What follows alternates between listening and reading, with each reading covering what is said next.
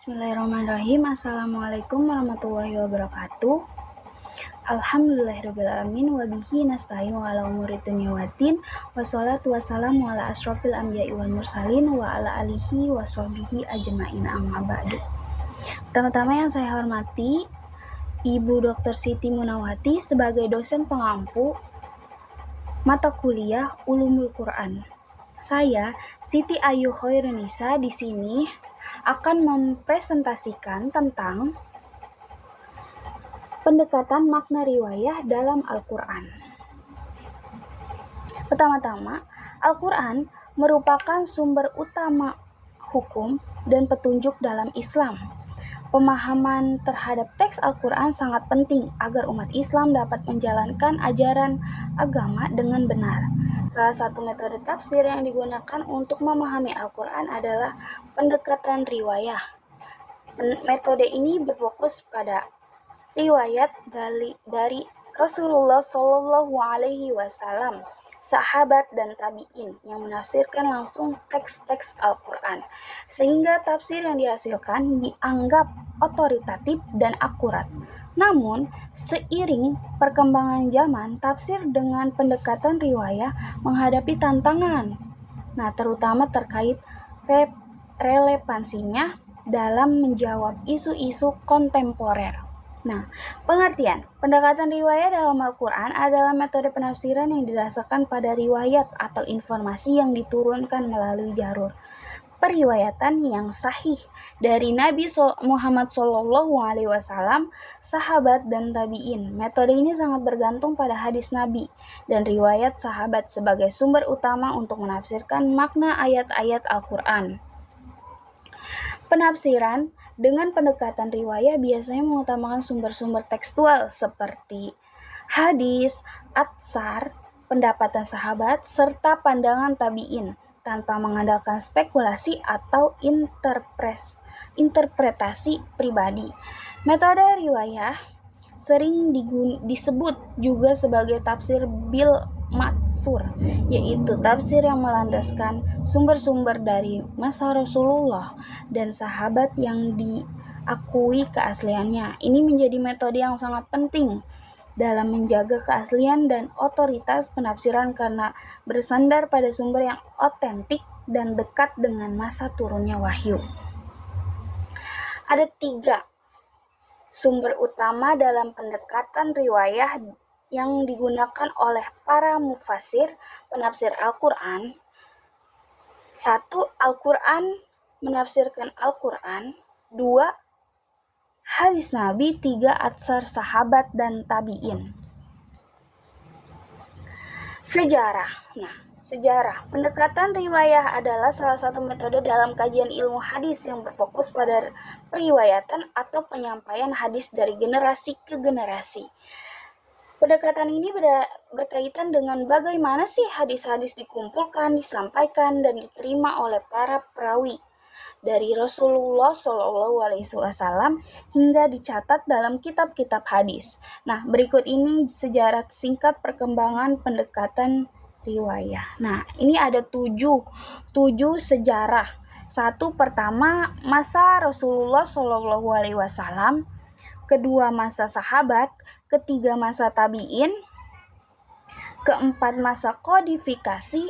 5. Masa imam-imam hadis. 6. Pengembangan ilmu mustalah hadis. 7. Peran pendekatan riwayah di era modern. Ada contoh implementasi riwayah Al-Quran. Implementasi pendekatan riwayat bi al-matsur dalam tafsir Al-Quran adalah penggunaan hadis Nabi, riwayat sahabat atau tabi'in untuk menjelaskan dan menafsirkan ayat-ayat Al-Quran. Berikut adalah beberapa contoh nyata penerapan pendekatan ini dalam tafsir. 1. Pertama penafsiran ayat berdasarkan asbab al-nuzul. 2. Penjelasan hukum melalui hadis Nabi. 3. Penafsiran ayat akidah melalui riwayat sahabat. 4. Tafsir Nabi tentang ayat hukum waris. 5. Penjelaskan makna metaforis melalui riwayat sahabat. Ada kekuatan dan kelemahan. Kekuatan pendekatan makna riwayah. Pertama, keaslian. Nah, riwayah berasal dari sumber otoritatif nabi, sahabat, tabi'in, sehingga menjaga keaslian tafsir. Kedua, konteks sejarah. Nah, ini menjelaskan sebab-sebab turunnya ayat, asbab al-nuzul, dan konteksnya. Ketiga, kesinambungan, menghubungkan Al-Quran dengan sunnah, memperjelas ayat yang bersifat umum atau ambigu.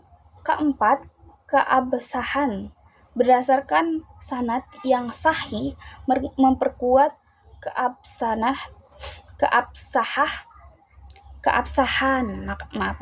tafsir. Nah, ada juga kelemahan pendekatan riwayah. 1. Keterbatasan riwayat. Tidak semua ayat memiliki riwayat yang jelas atau lengkap. Kedua, Israiliyah. Kadang mencakup riwayat yang berasal dari tradisi non-Islam Israiliyat yang bisa meragukan keabsahannya. Nah, ketiga, perbedaan pendapat. Terkadang terjadi perbedaan riwayat dari sahabat atau tabi'in yang bisa menyebabkan variasi penafsiran. Keempat, keterbatasan ijtihad. Fokus pada riwayat bisa membatasi ruang ijtihad atau menginterpretasi baru sesuai konteks modern. Nah, dari semuanya, kesimpulannya adalah pendekatan riwayat tetap memiliki relevansi yang kuat di era modern. Meskipun banyak metode penafsiran baru yang berkembang, riwayah berperan sebagai fondasi yang memastikan bahwa tafsir Al-Quran tetap otoritatif dan sesuai dengan ajaran asli Islam. Nah, pendekatan ini juga membantu umat Islam menjawab tantangan-tantangan kontemporer dengan tetap berpegangan pada sumber yang sahih, baik dalam konteks hukum, etika, maupun akidah. Integrasi riwayah dengan pendekatan modern yang kritis membuat tafsir Al-Quran tetap relevan dan aplikatif di era globalisasi. Terima kasih. Segitu saja presentasi dari saya, Ibu. Maaf kalau ada kata-kata yang salah ataupun